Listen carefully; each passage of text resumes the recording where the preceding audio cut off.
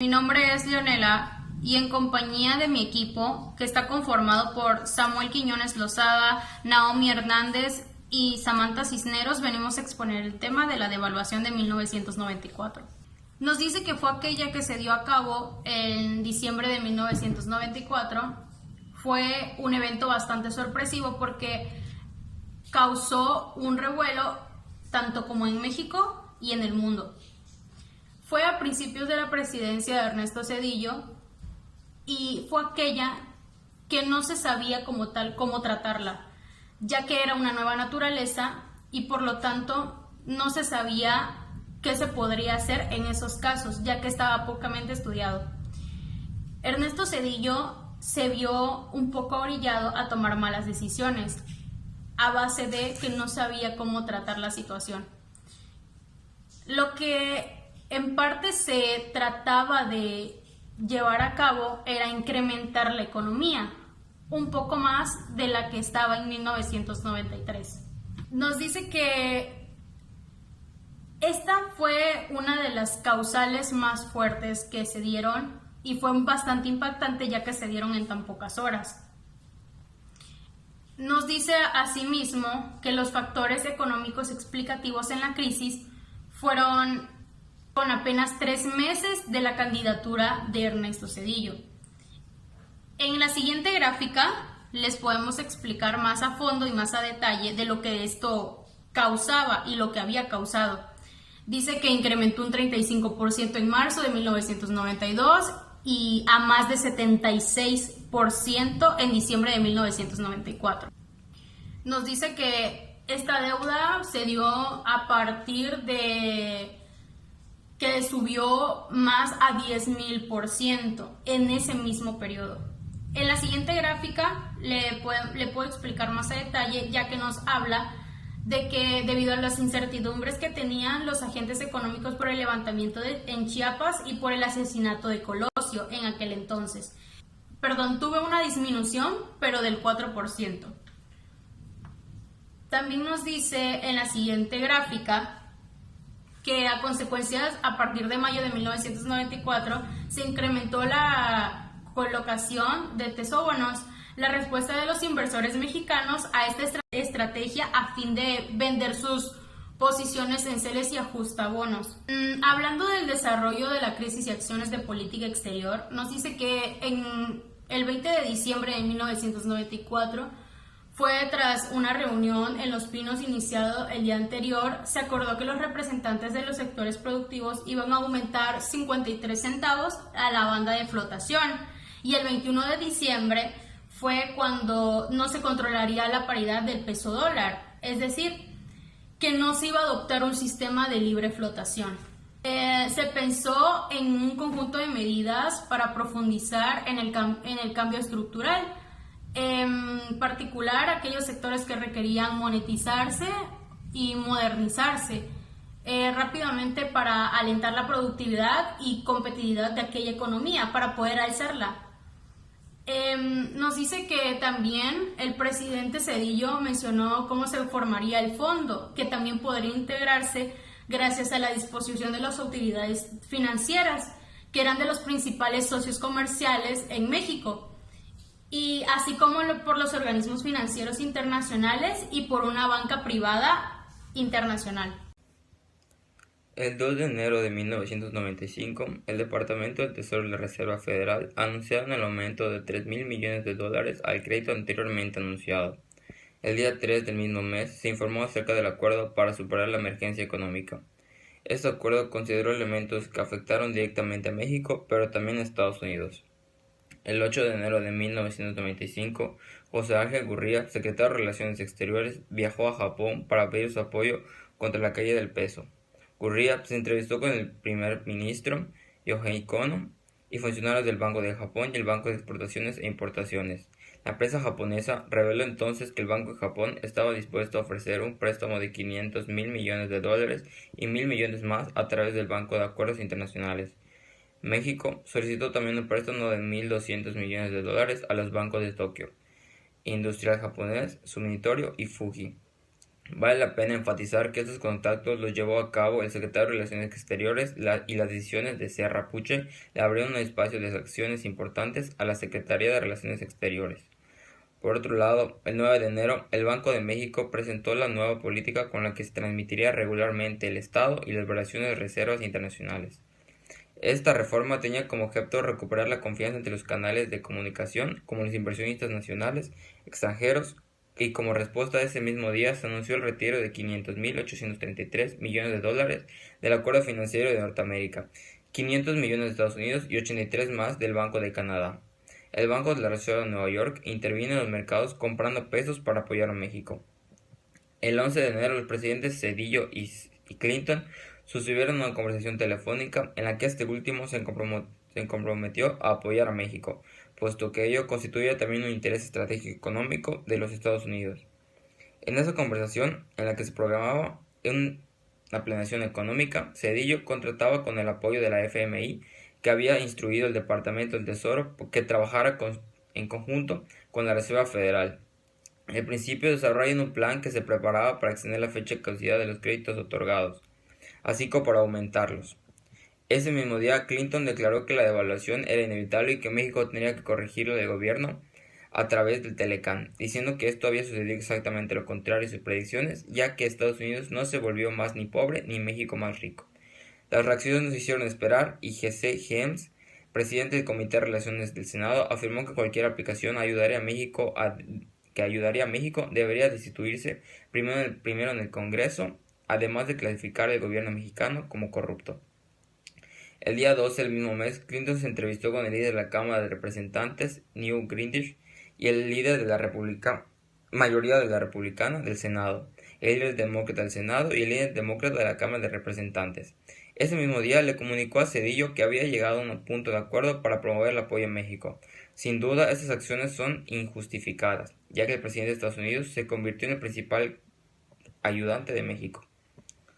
El 18 de enero, el presidente Clinton declaró que era necesario apoyar a México porque la crisis podía ser contagiosa en otros mercados emergentes y que miles de trabajadores estadounidenses podrían estar en peligro.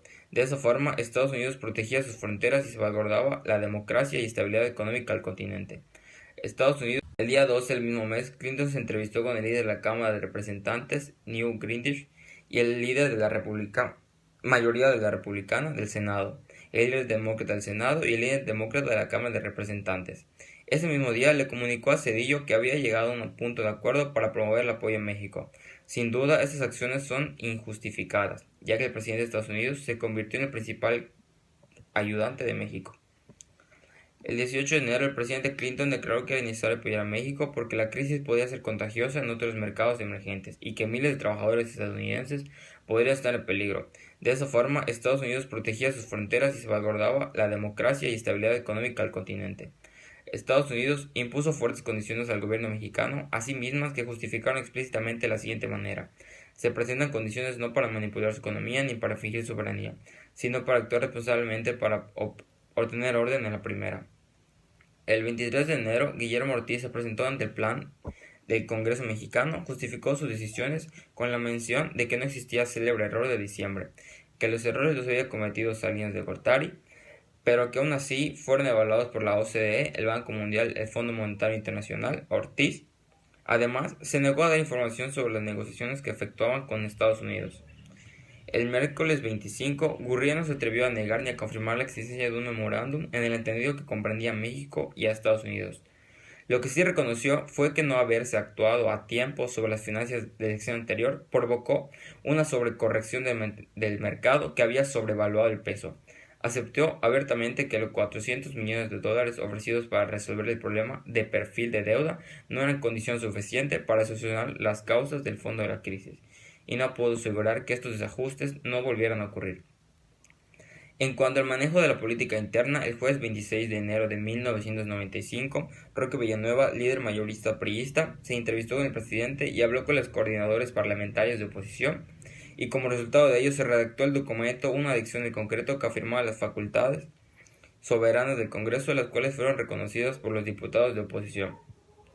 Además, en Estados Unidos, el gobernador del banco, Miguel Mancera, y Alan Greenspan se reunieron a puerta cerrada con los líderes del Congreso. Ni congresistas, ni sociedades mexicanas ni estadounidenses estaban al corriente de los detalles de la negociación gubernamental. Desconocían los acuerdos y las razones fundamentales que se habían dado, solo las grandes cifras. De ahí que el Congreso querría que Estados Unidos mostrara un descontento en apoyo a México. Para evitar mayores malentendidos, el presidente Clinton dirigió el mensaje al pueblo estadounidense el 20 de enero, en el que explicaba que se trataba de un asunto de interés nacional y que podía afectar a miles de estudiantes y trabajadores estadounidenses. Él también señaló que México era un gran mercado para sus exportaciones y que comparte con Estados Unidos una frontera a más de 3.000 millones de kilómetros. Así que, como efecto de la crisis, el flujo de la inmigración ilegal podría incrementarse hasta más de un 30%. Y por si fuera poco, México también era modelo a seguir de los mercados en futuro crecimiento. Este mensaje de Clinton no dejó duda de que los paquetes estarían respaldados por las ganancias petroleras mexicanas. Ok, dice, finalmente el 31 de enero se logró llegar a un acuerdo. Los líderes de las fracciones del Congreso estadounidense decidieron que el presidente ejerciera su facultad de utilizar los fondos para brindar ayuda a México. Estados Unidos impondría fuertes restricciones a cambio de dicho préstamo, al tiempo que el Fondo Monetario Internacional anunciaba que incrementaría 10 millones de dólares la ayuda. Por ende, el préstamo ascendía a 17.800 millones de dólares. Además de todo ello, los bancos centrales de otras naciones decidieron adicionar 5 millones de dólares a la ayuda ofrecida originalmente. Por esta razón, el monto se incrementa a 10.000 millones de dólares por medio del Bank for International, que contaba con 25.000 millones de dólares, de los cuales se utilizarían 20.000 millones de dólares para México y se guardarían 5.000 para cualquier emergencia que tuviera el dólar. Se subrayó también que 70.000 empleados de Estados Unidos dependían de manera directa de las exportaciones a México. Por si la ayuda se aportando a 10 millones de dólares y Canadá se hacía un presente por 1.000 millones de dólares adicionales, el Banco Mundial anunció que se sumaría al esfuerzo y que se prestaría a México 2 millones de dólares. Cabe subrayar que este fue el momento en que comenzó la reestructuración de recuperación de la confianza de la toma de decisiones. A pesar de que los resultados no fuesen inmediatos, era necesario mostrar una actitud de confianza no solo en el interior del país, sino también ante los socios internacionales. No obstante, los actores mexicanos olvidaron considerar que a mayores niveles de compromiso, a mayores niveles de responsabilidad. Los compromisos se habían adquirido durante el sexenio anterior. Las pautas de acción en función con el nivel de responsabilidad se plantearon también en el momento. Quedó claro que con alta de decisiones adecuadas se velaron los compromisos adecuados. Les hablaré acerca de las causas.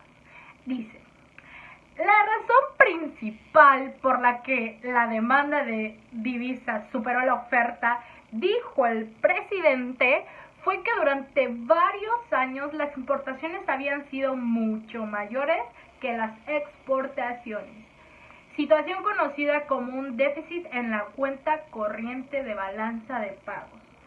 En crisis anteriores, el déficit había sido más pequeño de 4% del PIB en 1976, de 3% en 1982 y de menos de 1,5% en 1988. Ok, a continuación les vamos a mostrar unas gráficas que deben estar apareciendo en cualquier lugar de por acá, ¿verdad? Que muestran el saldo en cuenta corriente. Les voy a explicar un poquito acerca de lo que es, que más que nada es la demanda de dólares, que era mucho más grande que la oferta, y dado el uso de reservas internacionales que a lo largo de 1994 hubo de efectuar, el Banco de México se llegó al punto en el cual ya no fue posible cubrir la diferencia con sus propias reservas, por lo que en consecuencia se debió dejar que el precio del dólar se ajustara libremente, que continuó Cedillo. A continuación, esta otra gráfica que muestra la Reserva Internacional a México. Esta gráfica muestra que normalmente el saldo negativo en la cuenta corriente se recompensa con entradas de capital hacia nuestro país. Hubo entradas de capital privado para inversiones directas, pero principalmente flujos de capital invertidos en instrumentos financieros líquidos a corto plazo. Explico. Esta otra gráfica muestra el ahorro externo, que la verdad es que el tamaño de déficit de la cuenta corriente y de la volatilidad de los flujos de capital con que se financió hicieron muy vulnerable la economía. Les voy a hablar acerca de los efectos. Durante la segunda mitad de su discurso, el presidente explicó los efectos que se tendría en la situación económica social.